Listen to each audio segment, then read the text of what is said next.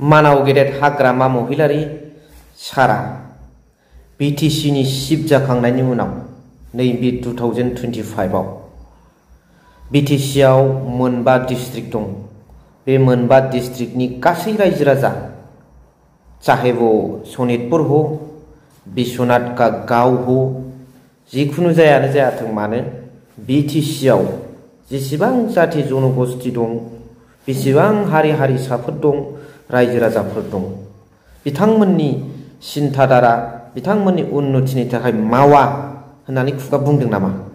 दिनैनि दिनाव माखासे आईटी सेलफ्रा बिथांखौ फानबाय थानो नागिरदों, माखासे दैदेनगिरिफ्रा बिथांखौ डाइरेक्ट माब्लाबा इनडाइरेक्टलि इंगित होनानै बिथांखौ डाउनाव खोख्लैनो नागिरदों। बिथाङाथ' मालाबाबो मावा होनाखै, लासै लासै स्टेप बाय स्टेप मावलांगोन बिटिसिनि खामानिखौ, रायजो राजानि उन्नति खामानिखौ फारि फारियै, बेखौसो बुंदों। बबेबा सनितपुर डिस्ट्रिक्टनि बबेबा विश्वनाथ जिल्लानि गामि हाबजानायफोरनि थाखाय उन्नति मावा, बे खोथाखौथ' बुङाखै, नङा होमबा रायजो राजाफोर?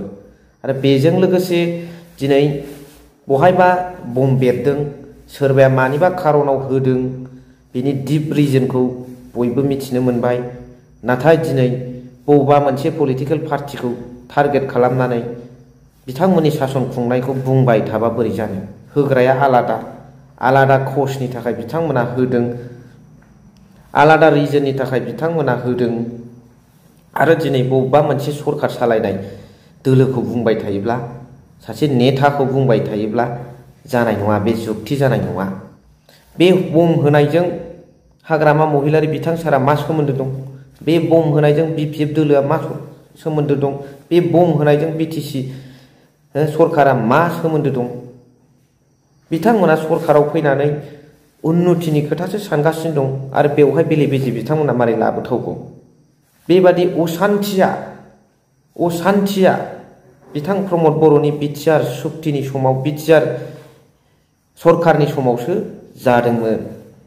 गोबां गुलि बारुदनि खोनानो मोन्दों नोंथांमोना, गोबां रायजो राजाफ्रा एभेक्सन खालामजादों, गोबां फेक एनकाउन्टार खालामजादों।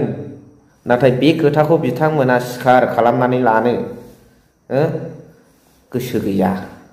सोर बुंनो हायो सान्थि सुक्ति जाखांनायनि उनावबो बिटिआरआवहाय सिलाइ बारुद गोमाखै, बर' सुबुङा सासेबो गावथारजायाखै होननानै, बर' सुबुङा सासेबो होखारजायाखै होननानै सोर बुंनो हायो?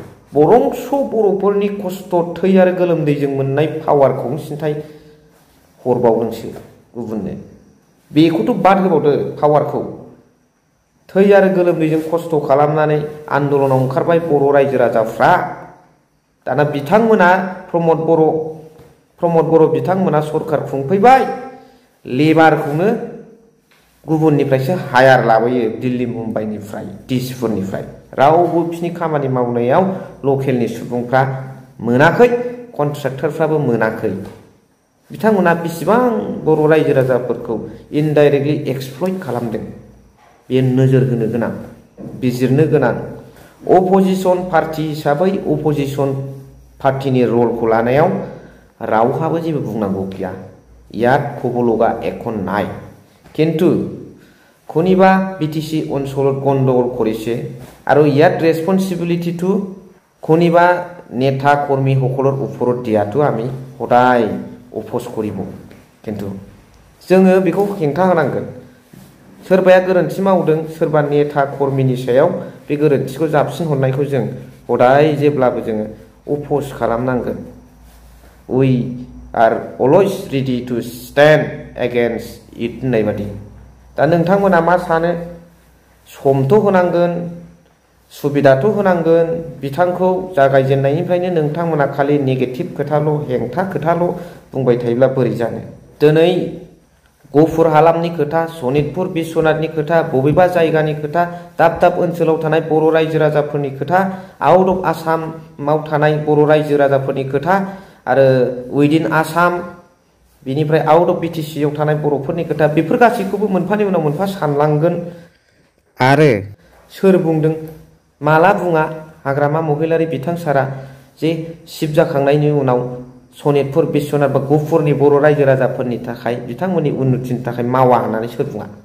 मावगोन ना समथ' होनांगोन समथ' लागोन बहाथो सुइच सेरनानै नुजाफैनाय बायदि रिमट बादि खेबसे नुजाफैनांगौ मावनांगोन मावगोन सावरायगोन बिथांमोननि ओनसोलावबो नेताफोर दङ डिस्ट्रिक्टनि नेताफोर दङ कर्मिफोर दङ बेफोरजों रायज्लायगोन बोरैथो लगे लगे जाजाजोबनो लुबैनांगौ सोर लस खालामनायनि खोथा बुंदों उन्नति जौगाहोनायनिसो खोथा बुंदों जायनि थाखाय हाग्रामा महिलारि सारा 16था डिपार्टमेन्टखौबो लाबोफिनबाय बेनिफ्राय आरो डिसिफ्रा जायफोर पावारखौ लादोंमोन बिटिसिआव बेखौबो बोखारहोनानै ক্ষমতাयाव लाबाय सेल्फ অটোনমি নালাই বিটিসি মানি এই কারণে রাজ্যসকল আপোনালোকৰ ওচৰত মই এটা কথা ক'ব বিচাৰিছো যে কোনো জাহা তাহা কথাৰ মন দি লাভ নাই আপোনালোকে ভালকে চিন্তা কৰক আৰু হাগ্ৰামা মহিলাৰী সাৰৰ ওপৰত বিশ্বাস ৰাখক मा सानो कमेन्टनि गेजेरजों फोरमायहर thank you for watching love you